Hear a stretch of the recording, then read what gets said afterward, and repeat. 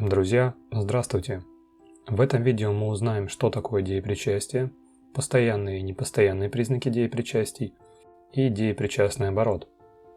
Деепричастие – это особая форма глагола, совмещает в себе грамматические признаки глагола и наречия, обозначает добавочное действие при основном действии и отвечает на вопросы «что делая», «что сделав». Например, «что делая», глядя, «что делая», возвращаясь, «что сделав», прочитав, «что сделав», вернувшись. Постоянные признаки деепричастий – это вид, переходность и возвратность. Вид бывает совершенный и несовершенный. Совершенный вид образуется от глаголов совершенного вида, несовершенный от глаголов несовершенного вида. Деепричастия бывают переходные, например, скрестив руки, и непереходные, например, дойдя до реки. Возвратность от глаголов, которые без ся не употребляются, например, улыбаясь. Деепричастие не имеет непостоянных признаков, так является неизменяемой частью речи.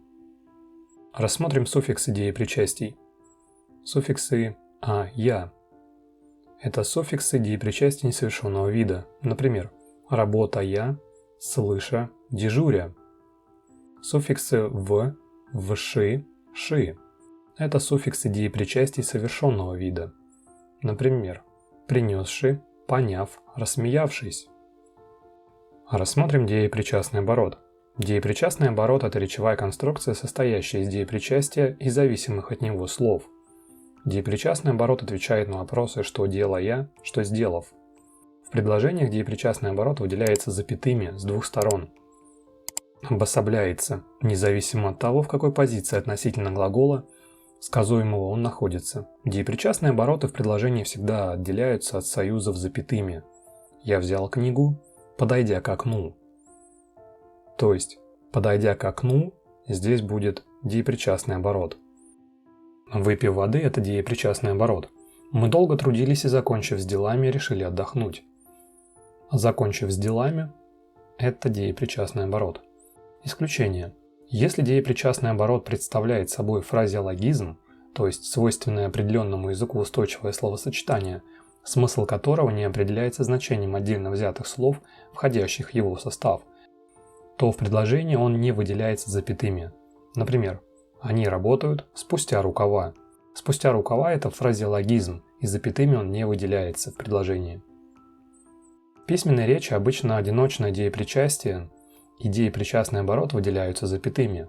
В предложении может быть два деепричастных оборота, соединенные союзом «и», относящиеся к одному и тому же сказуемому. Эти однородные обстоятельства соединены одиночным союзом «и».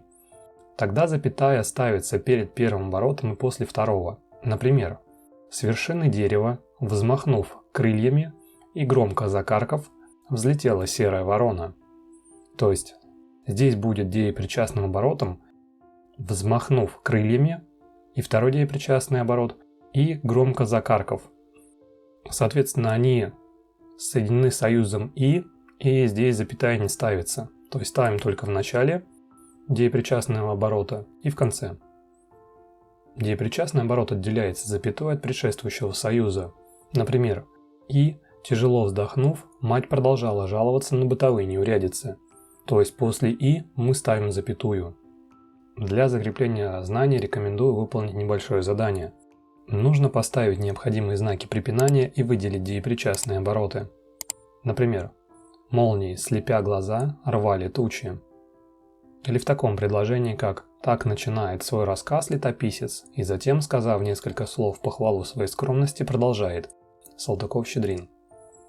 Друзья, обязательно пишите в комментариях свои пожелания, вопросы, а также свои результаты.